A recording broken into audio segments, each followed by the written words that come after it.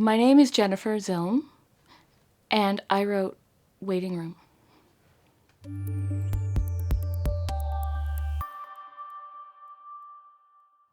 Because all you ever do your whole life is wait. And if you can master that, then you can master anything. And so my book is a how-to guide on how to wait, because wherever you are, you're kind of in a waiting room.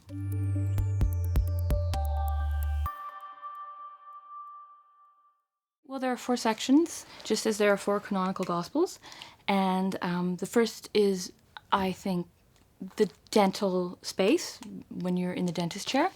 And the second is, I believe, the sort of academic space, like the classroom, a meeting that you might have with your committee or your professors if you're in that world. And also there's some caves from the Dead Sea. That's also part of one of the waiting rooms, because those waited for like 2,500 years. Well, no, that's an exaggeration. But those waited for a long time before they were found.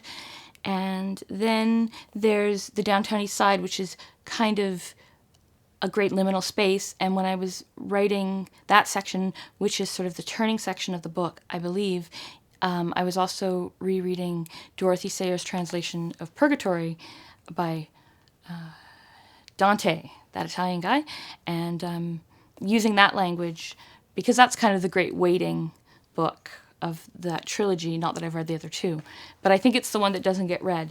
So that's the 3rd space, so Purgatory. And the 4th is sort of about therapy, maybe, the medical waiting room and waiting spaces and doctor's office, etc., etc.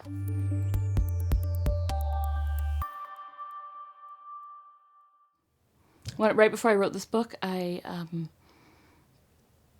went to, my friend and I went to a church on the west side of Vancouver where they were going to have some chanting or meditation, and they had a book room, and I borrowed a book about Thomas Merton and hesychasm, which is the prayer of the heart, or something, like in Eastern Orthodox mysticism.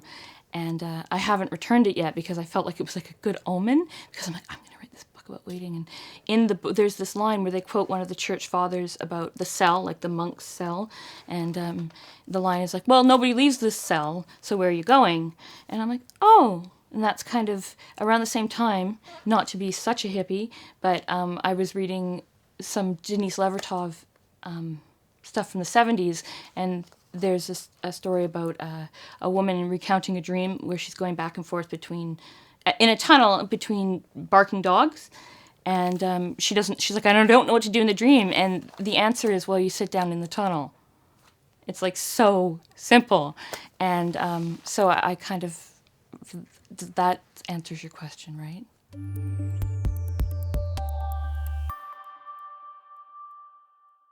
The book isn't weighty. It's got a lot of levity, I think. So despite the fact that it's waiting room, there's a lot of levity. Though I do mention the density of gravity.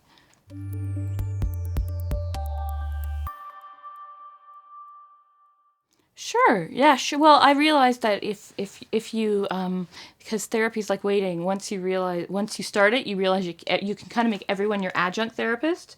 And like, you could be my adjunct therapist right now. Like, and people don't even know it.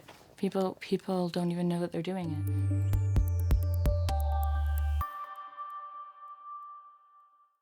it. I saw something interesting on internet where they were saying mentally ill people, here's things you shouldn't call mentally ill people, here's things you should call mentally ill people.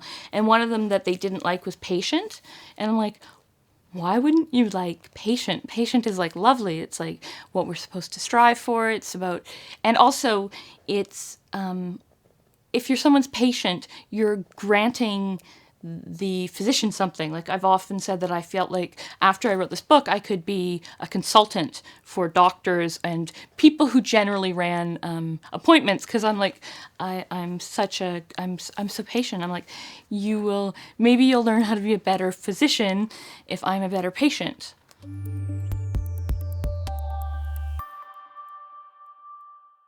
I had these poems about Van Gogh's doctors, and people are like, you must really like Van Gogh. And I'm like, yeah, he's all right. I mean, of course, everyone likes Van Gogh, right? But I was more interested in his letters and the way he talks about his doctors. That was really interesting to me. And then, so I had this whole idea to write a whole bunch of poems about people's doctors. But I only did Sylvia Plath's doctor and Van Gogh's doctors. But I'm more interested in his doctors than Van Gogh.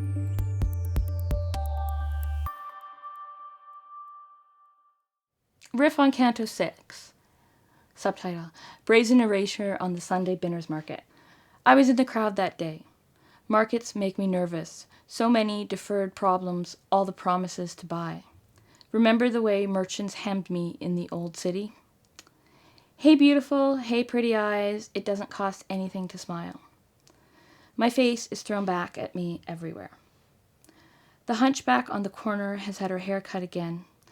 Close crop, dirty seagull, drug debts. Sometimes it grows long and surprises me, so shiny. I like that little hunchback. She's cute. I hope she doesn't die. Like Selma died, like John died, like the other one died. Don't worry so much about it. You'll live longer and get a tax rebate. Before break, I was dealing with the other public. Front desk. No, we don't have rooms to rent to you, public. This is housing. These are people living in a gerund. Let judgment suspend, be it strange and manifest, the tremble possesses a lingering. We are all participles, we are all gerunds. The sweat in the garden, an empire of waste, that which saved the sacred green space between the safe injection site and the gated rubble between the Regent Hotel and Brandy's pub. Bible verse, Genesis, spray-painted on plywood border. The Nephilim are on the earth in these days. How do you spell neighborhood? My autocorrect is fucking up. I need to get one of those new Blackberries. How do you spell neighborhood? As in, I've got to get out of this neighborhood. Brazen erasure on the Sunday Binners Market. The hazard tried to catch me anon, pushes through, remembers away, in that crowd, that day, turning, everywhere my face bought outstretched flesh. She, her, procure her, grow holy, speed, think, condemn, all these people. Fully clear to me this con, flash the payment, debt deep, waters, reject she, twixt, smiling and tired, veils the facts. Speedy reach, head upon eyes watching, eyed the ascent. My self-absorbed sullen, the shade-embraced other. O house, O bond mistress swift, city's name, one wall, devour wretched. Thy seas, coasts, read her. You snatched at her, this wild judgment, strange and manifest, thou lingering, this garden of waste. Come, see, thy persecuted sore wounds, come, heart of thy city, widowed. Come, slain aloof, plan our eyes swarming.